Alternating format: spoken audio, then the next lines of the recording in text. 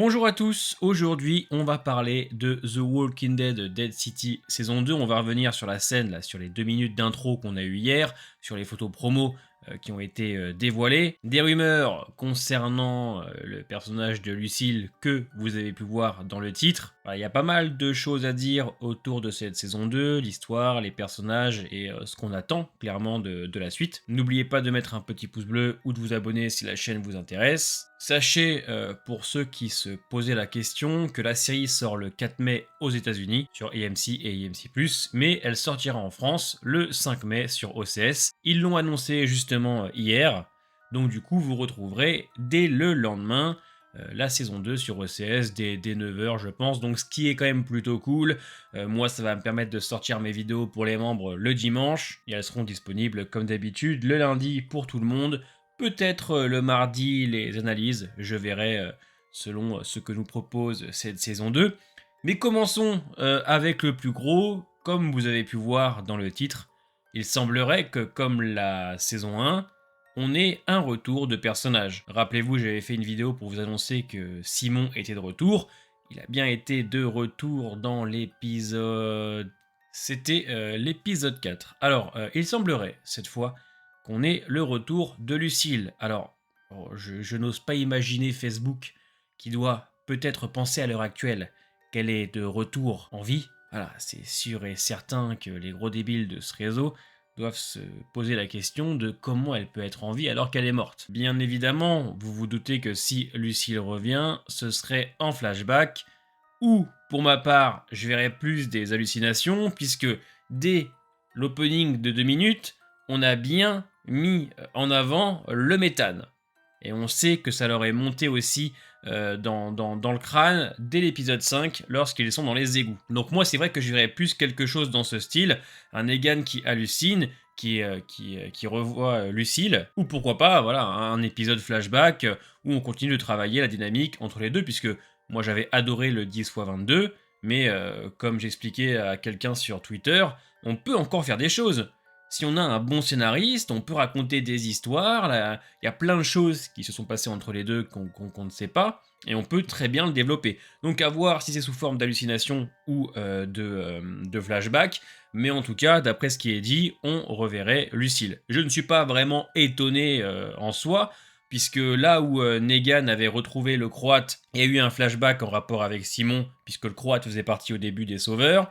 Là, cette fois, on a Negan qui remet la veste pour faire le show, jouer double jeu, il ressort une Lucille 2.0, donc ce serait pas déconnant que des flashbacks de Lucille ou des alus apparaissent. Donc voilà pour cette petite information, ce n'est qu'au stade de rumeurs, mais pour Simon c'était des rumeurs et ça s'est avéré vrai. Donc si c'est aussi bien fait, je suis pour à 100%. Pour en revenir sur la scène du début, on voit donc les rues de New York avec un camion qui débarque. Alors, je n'ai pas reconnu les Burazzi ici. Pour ceux qui ont oublié, ce sont les hommes du Croate et de Dama, ce qui veut dire frère. Et généralement, ils ont une espèce de casque de moto sur la tête, avec des pics ou autres. Là, c'est vrai que je ne les reconnais pas. Alors, ça peut être eux, hein, clairement, mais ça pourrait être aussi un autre gang, puisque n'oublions pas que Dama veut créer le royaume de New York. On a donc Kim Coates, qui va jouer le rôle de Bruegel, un chef de gang. Il devra apparaître quand même sur 6 épisodes, il y en a 8 cette saison, donc ça pourrait très bien être ces hommes. Oui, parce qu'on sait que Dama veut réunir tous les gangs de New York pour en faire un seul et même royaume, et s'attaquer à New Babylon. Mais pourquoi ils veulent s'attaquer à New Babylon? Puisque New Babylon les a chassés, et New Babylon, on le voit bien à la fin de la saison 1, la chef qui menace Pearly, elle veut récupérer le méthane pour ses ressources, pour ses champs. Et on le voit bien à la fin de cet opening, on utilise les rôdeurs pour créer voilà, du méthane, de l'électricité, des ressources. C'est pour ça que la ville s'illumine. Je vous montre d'ailleurs les photos promo. Du coup, on a Pearly. Alors, c'est vrai que moi j'adore Maggie et Negan, j'aime beaucoup ce qu'on a refait, on va dire, avec eux en saison 1, c'est l'espèce de relation soft reboot. Mais quand je découvre une nouvelle série The Walking Dead, ce qui m'intéresse aussi, ce sont des nouveaux personnages. Du style Okafor dans The One Who Live, Isabelle dans The Walking Dead d'Ariel Dixon, Et c'est vrai que j'attendais beaucoup de Pearly en saison 1. Bon, ça n'a pas été fameux, mais je suppose qu'en saison 2, ce sera mieux, étant donné que le conflit entre Dama et New Babylon va sûrement s'intensifier. Donc, en tout cas pour ma part, j'espère qu'on le verra beaucoup plus, cet acteur et ce personnage, puisque moi je trouve qu'il a quand même quelque chose à revendre. Et pourquoi pas, de ce qu'on a vu aussi au niveau des images dans le premier teaser, une relation avec Maggie qui s'installe, de confiance, etc. Parce qu'il a des enfants à protéger. Et surtout, j'espère qu'on verra New Babylon. Voilà, moi ça m'intéresse quand même de voir cette communauté, de voir comment ça fonctionne à l'intérieur. Bon, ça a l'air quand même des gens assez durs, hein. À mon avis, ça se passe pas super bien à l'intérieur. On le voit bien quand on nous présente la chef et ses subordonnés fin de saison 1. Il y a une espèce de tension qui s'est installée. Pearly avait l'air de ne pas être très à l'aise. Donc pour moi, il faut à tout prix qu'on découvre beaucoup plus de New Babylon et bien sûr des gangs de Manhattan. Alors, sur cette image, on y découvre Maggie. Hein, j'ai déjà reçu des commentaires pour me dire que les gens en avaient marre, à croire que Negan en saison 11, c'était tout aussi incroyable. Moi, j'ai beaucoup apprécié Maggie jusqu'à la saison 9. Et c'est vrai que son retour dans The Walking Dead n'a pas été incroyable non plus. Faut le dire, moi je suis honnête, hein, comme Negan d'ailleurs, mais comme sa dynamique avec Negan, etc. en saison 11, ça n'a pas été fameux. En revanche, dans Dead City, j'ai aimé le soft reboot.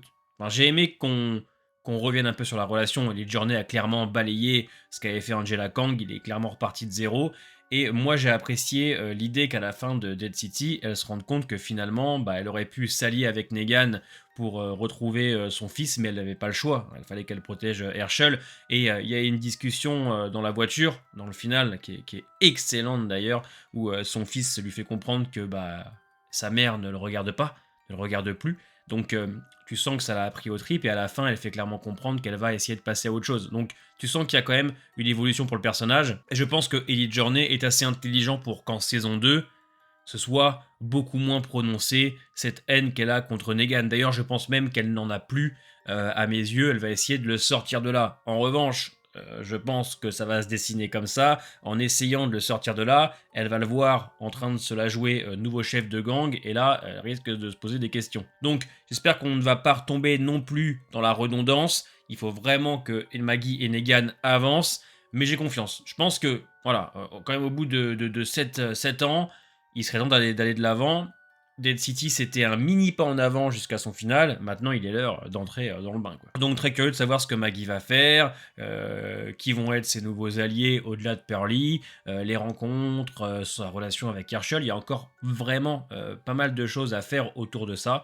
Donc je suis très curieux. Le Croate, du coup, c'est un personnage quand même qui est très particulier, puisque, bon, alors on sait que c'est un ancien sauveur qui est clairement détraqué, mais je pense qu'il ne faut pas le sous-estimer.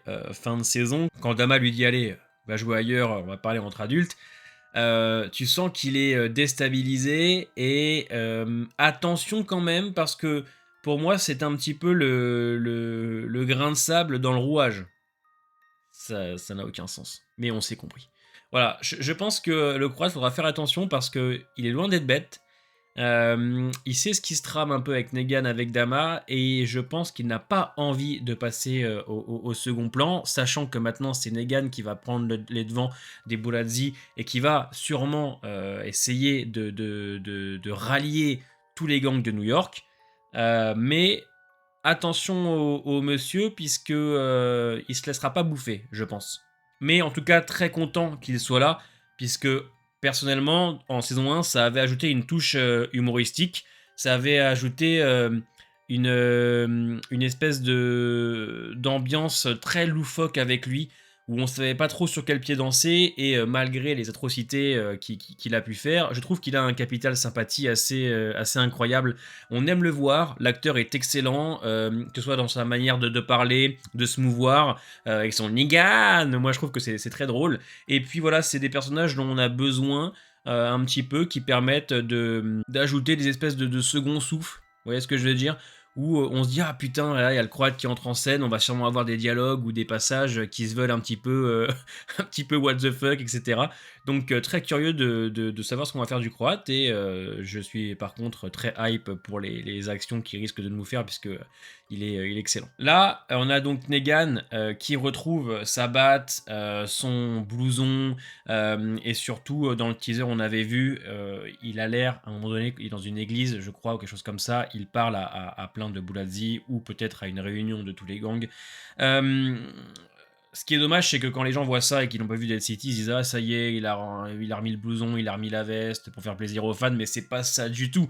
Enfin, pour ceux qui ont vu Dead City ou ceux qui n'ont toujours pas compris malheureusement, Negan ne redevient pas Negan parce que ça lui fait plaisir. Oui, bien évidemment qu'il remet un peu la veste et la batte parce que Negan est un personnage qui adore le show et il le sait. On le voit bien dès l'épisode 2 de Dead City quand il fracasse le mec à travers, à travers les vitres. Scène excellente d'ailleurs, où Maggie le voit et qu'elle se rend compte qu'elle est parfois obligée d'avoir un homme comme ça à ses côtés pour faire ce genre de choses. Negan sait qu'il est obligé par moment de faire ce genre de choses, de faire ce show pour survivre, et parce que c'est lui aussi, mais c'est essentiellement parce qu'il n'a pas le choix, sinon il meurt, il est coincé avec Dama et le Croate, et aussi parce qu'il y a le fils de Maggie qui est en danger. Donc il ne fait pas ça gratuitement, mais bien sûr que ça lui fait plaisir un peu dans le fond, parce que c'est un homme qui aime ça, mais il y a bien évidemment pas que ça dans l'histoire, c'est pas complètement gratuit. Donc c'est ce que j'aime, et c'est dommage, parce que les gens qui s'y intéressent pas, ils sont là, ouais regardez, les fans sont contents, il redevient Negan. Non, il ne revient pas Negan. Donc là je pense qu'il discute, moi avec Bruegel, parce que là on est dans une ambiance, vous voyez, on voit des petits verres à whisky, des petites bougies, ça a l'air dans un endroit assez classe, et le personnage de Bruegel, incarné par Kim Coates, a l'air d'être très bien habillé. Donc je verrais bien un petit côté un peu raffiné, comme on dit, et j'ai l'impression que Negan s'y trouve actuellement. Bon, justement, voilà, Kim Coates, on en a déjà parlé, hein, je vous ai montré un petit peu, la petite montre, les bagues, la petite canne, bien habillé, etc. Donc, à mes yeux, je pense que Negan discute avec lui. D'ailleurs, j'ai hâte qu'il se donne la réplique, parce que Kim Coates plus Jeffrey Dean Morgan, ah ça envoie quand même du lourd. Toujours des images de Pearly, alors au vu de la détente du personnage, les mains derrière les poches, etc., je pense que là on est à New Babylon. Bah, je l'imagine pas traîner dans les rues de Manhattan comme ça, détente, tout va bien, étant donné qu'on sait le danger que représente la ville. Rappelez-vous dans la saison 1, dès que Maggie et Negan postèrent sur l'île de la mort, hein, rappelez-vous c'était le premier titre de Dead City, il y a des dangers qui arrivent de partout, et à chaque fois d'ailleurs qu'ils sont dans les rues, tout au long de la saison, il y a du danger à chaque coin, donc du coup je n'imagine pas Pearly se trimballer en détente comme ça dans les rues. Je pense que là on est à New Babylon, et voilà, j'ai très hâte d'en voir plus de cette communauté, puisque moi, ce que j'aime bien avec ces spin-offs, c'est le lore qui s'agrandit. Donc, dans The One Who Live, on avait des nouvelles communautés, dans Daryl Dixon aussi, hein, puisqu'on avait carrément changé de pays. Donc, c'est cool de découvrir voilà, des nouveaux lieux et tout. Et puis, moi, ça me permet plus tard de pourquoi pas vous faire des vidéos lore sur le sujet. Là, c'est la dernière image. Alors, j'ai envie de croire que la chaise où est assis Negan ressemble étrangement à celle où est assis le Croate. Donc, je ne pense pas que ce soit la même chaise. Mais en tout cas, ah, peut-être que si, excusez-moi, hein, c'est un peu chiant ce que je fais. Ah, j'ai pas envie d'observer. Ah, si, ça m'a l'air. Oui, bon. Alors, je ne sais pas si c'est la chaise ou est-ce que le Croate s'est assis sur cette chaise pour défier un peu Negan. Je vois plutôt, moi, une espèce de réunion, voilà, avec les mêmes chaises partout, où les chefs de gang vont s'asseoir pour discuter. Et bien évidemment, Negan est assis sur une de ces chaises. Euh, je me demande vraiment ce qui va se dessiner pour lui, puisque on se doute bien que là, il va être vraiment coincé. Là, il va avoir l'esprit torturé, parce que entre je prends du plaisir à faire ce que je fais, et finalement, moi, je voudrais quand même qu'on me foute la paix, parce que de base, c'est ce qui était prévu. Mais bon, il ne peut pas s'empêcher, malheureusement, de faire des conneries, et il a quand même New Babylon sur le cul. Alors, plus maintenant, puisque Pearly l'a laissé tranquille. Mais très curieux de savoir ce qu'on va faire de Negan.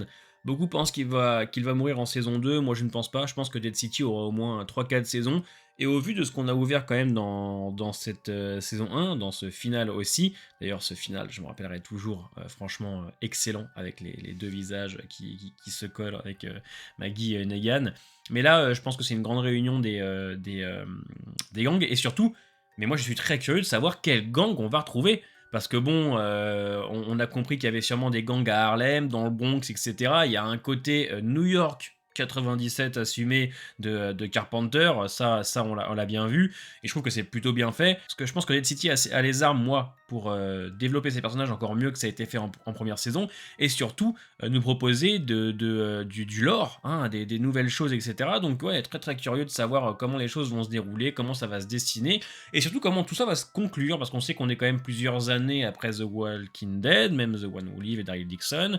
Donc, est-ce qu'on aura d'autres références par rapport au fait que Rick est rentré? Je ne sais pas, tout ce genre de choses, tous ces petits détails, parce que c'est quand même déroulé plusieurs années. Donc, je suis très curieux de savoir où ils vont aller, hein, moi, et puis surtout la hype, parce que je sais que je ne serai pas déçu.